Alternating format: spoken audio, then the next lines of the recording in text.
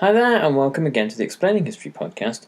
And today I want to talk about the very first arrivals of the Red Army in the capitals of Europe at the end of the Second World War, often referred to amongst the populations of Hungary, Poland, and East Germany as Zero Hour, or in German Stund Null.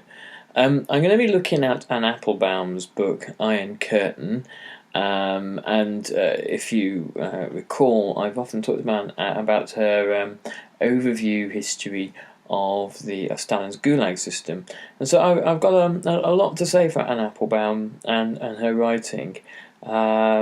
She's really quite it's the detail and the thoroughness and the exhaustive source work that she does really makes Iron Curtain an excellent read and a very good kind of guide to the period 45 to 53 or thereabouts. So she looks in the first chapter of the book at Berlin, Budapest, and Warsaw. Warsaw is obviously first east and is liberated the first, but there's not really much to liberate. The Nazis had razed 90% of the city to the ground following the Warsaw Uprising. And she quotes Ladislaus Spielmann. If you've seen the film The Pianist, Spielmann was the Jewish-Polish concert pianist who survived the Holocaust.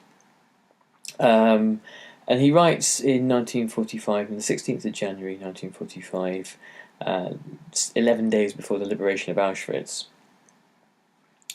A silence such as even Warsaw, a dead city for the last 3 months, had not known before, fell. I could not even hear the steps of the guards outside the building. I could not understand it. The following morning, the silence was broken by a loud and resonant noise, the last sound I expected.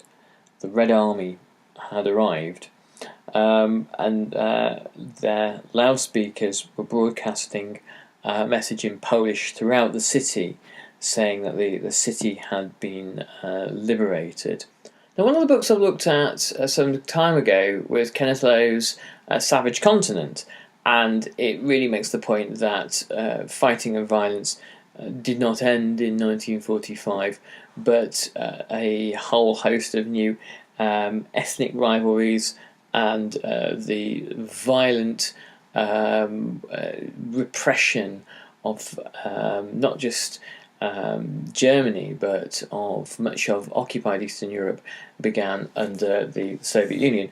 And the liberation that Warsaw is treated to is not dissimilar to that the Berliners experience.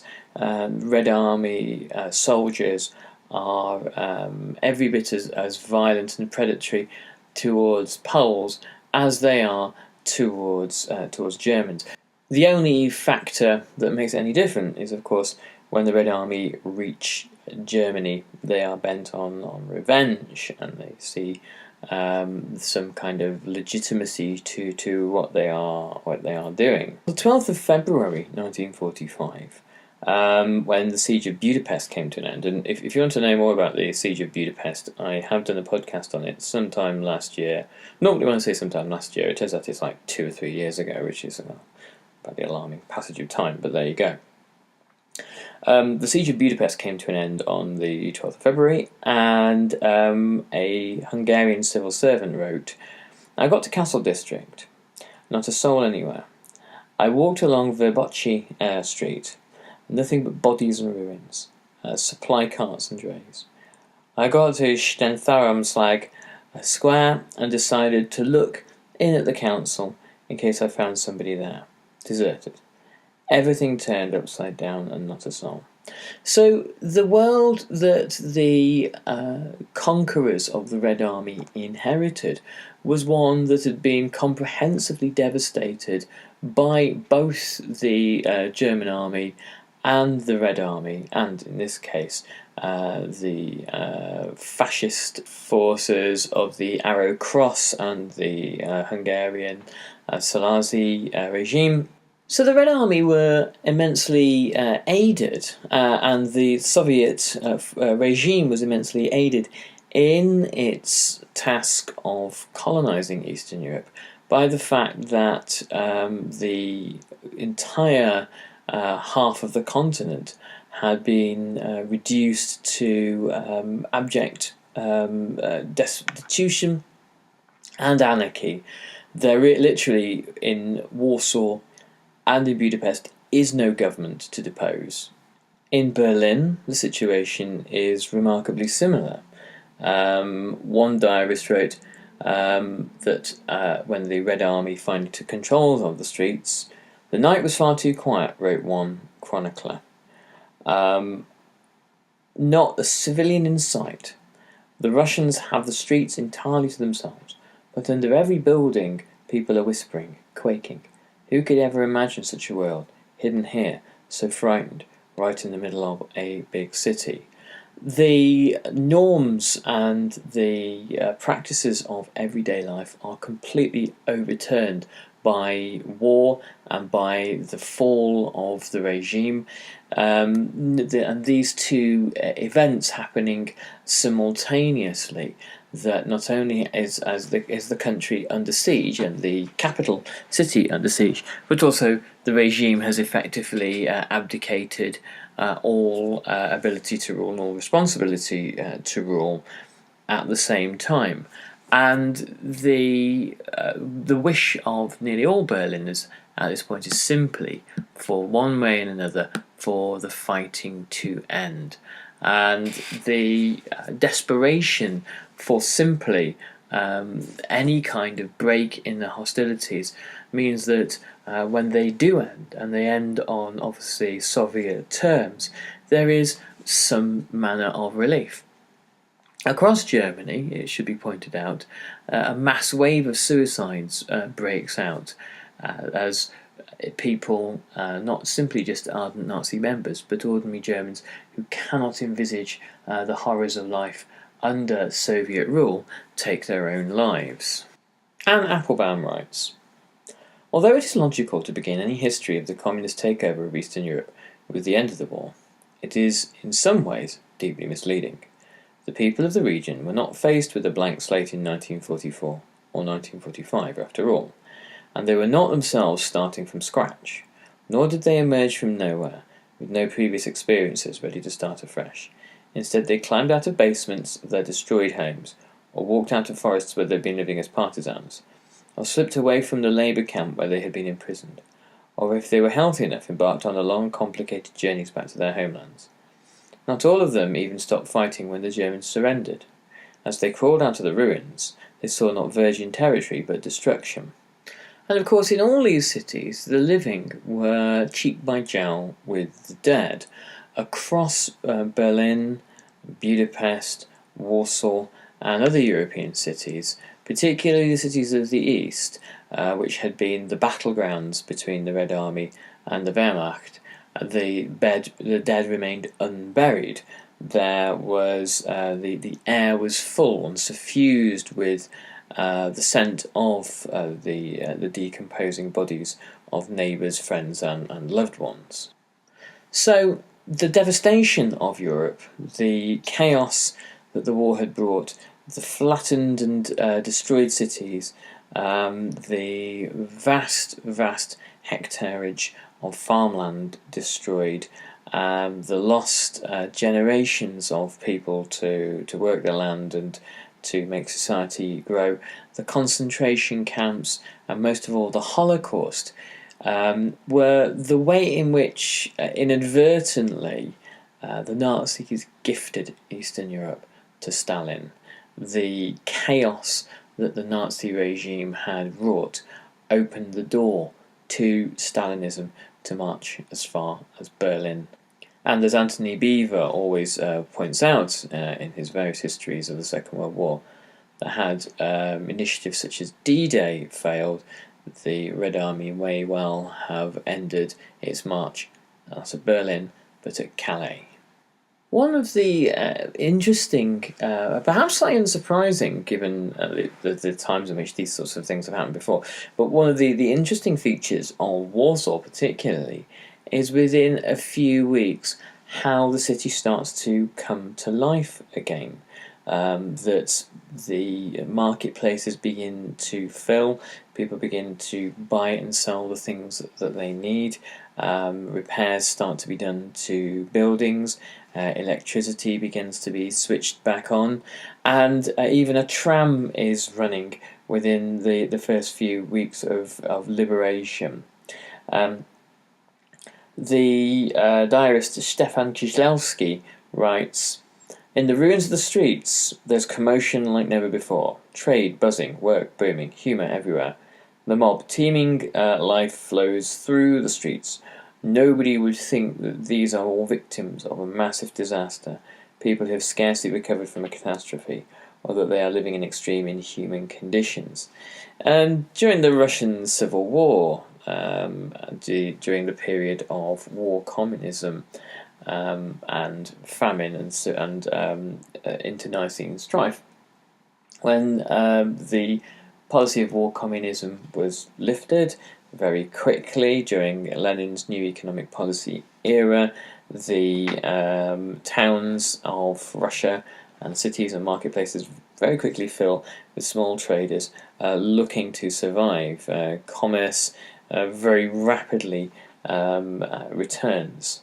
Shandor Mirai spoke of Budapest, saying, "Whatever remained of the city, of society, sprang to life with such passion, fury, and sheer willpower, with such strength and stamina and cunning, it seemed as if nothing had happened.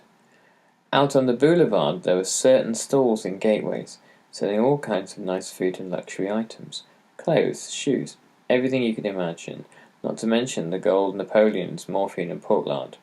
The Jews who remained staggered from their yellow star houses, and within a week or two you could see them bargaining, surrounded as they were by the corpses of men and horses. People were quibbling over prices for warm British cloth, French perfumes, Dutch brandy, and Swiss watches among the rubble." The desire for a return to normality seems to have been a key motivator in this extraordinary explosion of creative energies. Polish and Hungarian diarists and memoirists talking about this period focus on the urgent need for things such as a return to education and work and family life, and the attraction is obviously very profound. These have been things that have been torn out of Polish life, firstly by Hitler. There are some interesting parallels between the mindset of Hitler and Stalin when it came to countries such as Hungary, Poland, and Czechoslovakia, these buffer states that had emerged after the Treaty of Versailles in order to create what the French had called the cordon sanitaire, partly to hem in the Soviet Union, but also, as far as the British and French were concerned, to create a democratic barrier between Germany and the Soviet Union, lest they decide to meet up and become friends. A very unpalatable thought as far as Western democratic states were concerned. When Hitler came to power, he viewed particularly Poland, but also Czechoslovakia, as states that had no right to exist. He said that these were fictions created by the Treaty of Versailles, mongrel nations pieced together through political expediency. They had no right to exist, and they did not follow the kind of racial system of Hitler's imagining. And also, they incorporated German minorities. So these were countries that which were German territory in his eyes, and simply contained Slavic squatters who could now be flung off their land and sent, who knows where. Stalin looked at these states in a slightly different way, but with no more sense of legitimacy. The way Stalin viewed them were that they were a kind of a dangerous neighbours. the porous border between Poland and Ukraine, for example, during the Soviet famines, meant, in Stalin's eyes, that troublemakers, anti-Soviet troublemakers, would cross over from Poland into Ukraine and whip up discontent amongst the kulaks, and thus create the conditions for Stalin to have to bring about violent anti-kulak actions. Of course, this is largely nonsense. But it is true that these borders were highly porous.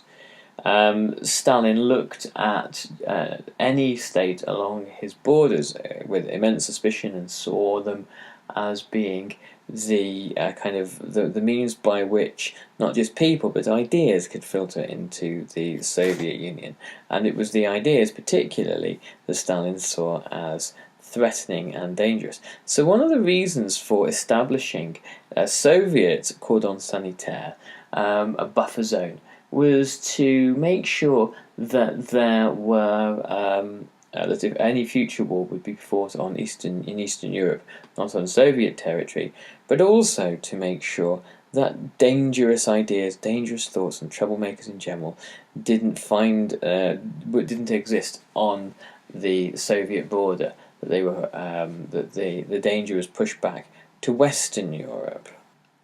Whilst there were some uneasy relations in the West between resistance fighters in countries such as France and Anglo-American troops, in the East the situation is entirely different.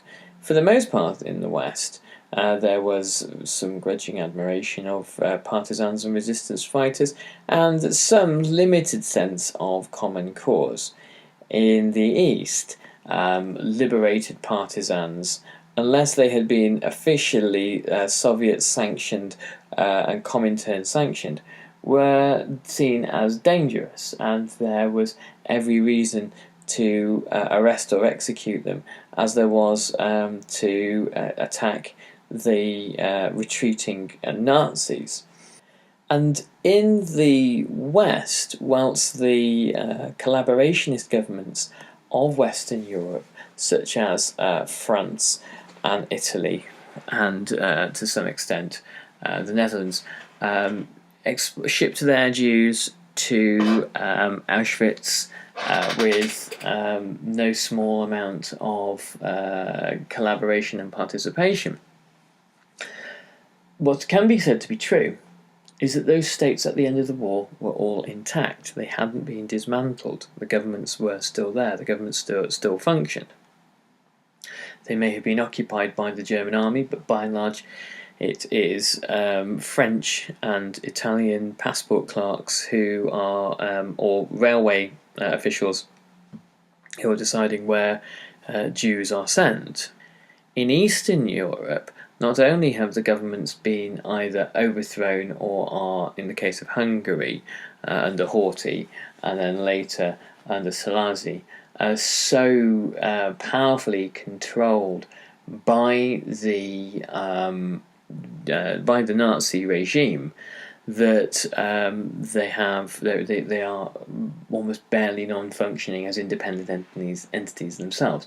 In Eastern Europe, in Poland, in the Baltic states, there is no government. There is a kind of a form of grassroots sort of anarchy, stateless anarchy, and on high a totalitarian colonizing force.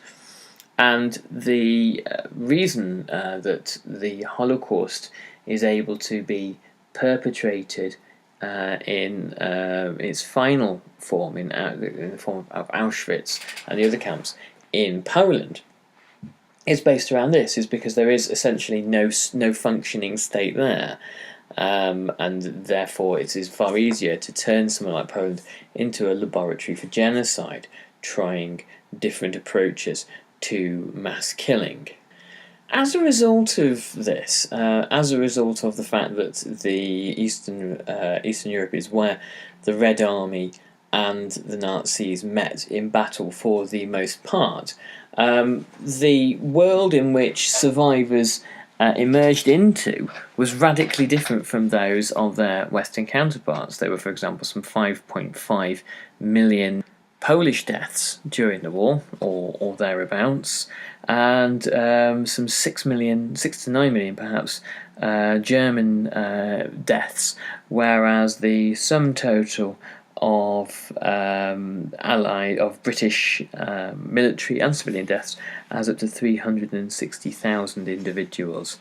And this isn't to downplay the losses on the Western Front. Obviously, those are huge in their own right. But the world in which the Red Army turned up in, the countries that the Red Army conquered, not only had been devastated physically, but on a deep kind of, I guess, existential, almost psychical level. Individuals were coming to terms with the fact that vast chunks of their population had simply been annihilated in the most horrific of manners. And I think what this perhaps does is make it a lot easier to present a society with an ultimatum, and to be able to seize power by exploiting dislocation and trauma. And of course, one must also remember the unintentional diasporas of Europe, the people who had been scattered through forced labour and evacuation throughout Eastern Europe, and many who had been taken into Germany against their will. So the fact that there were people who were very mobile, trying to get home, who were poorly clothed, poorly fed, hungry and desperate, also presented the Soviets with a historically unprecedented opportunity. Communism very often has manifested itself at times of acute hunger. And in the period 1945 to 48, this is no different, and it was a superb device for enabling people to acquiesce to Soviet rule. And the expulsion by the communist regimes, or the regimes of national unity that established themselves, which had this kind of strong communist components who would later take over across Eastern Europe, of German colonists and of ethnic German populations, meant that the new states of Eastern Europe would be far more racially and ethnically homogenous than Hitler could ever have dreamt of. And this ethnic homogeneity would later serve the purposes of the communists believing that Germanness and the Germans were inherently fascist, and by kicking them out it was possible to have some kind of anti-fascist nation and to forge new national identities out of anti-fascism. Anti-fascism, of course, being a code for Soviet communism. Now, I'm going to talk a lot more about the conquest of Eastern Europe. There's a heck of a lot to say on it, and I'm trying to bring my bit-by-bit history of the Second World War up to date as well. So hopefully these things are going to kind of dovetail. So stay tuned for more on this. Pop by our Facebook page. I'm going to put a link here underneath this this podcast, and our Facebook group, I beg your pardon. There's some really interesting stuff starting to happen there, so swing by. There's new content on there, and it's great to hear people's views and observations. Anyway, thanks very much for listening, and I'll catch you on the next Explaining History podcast. Bye bye.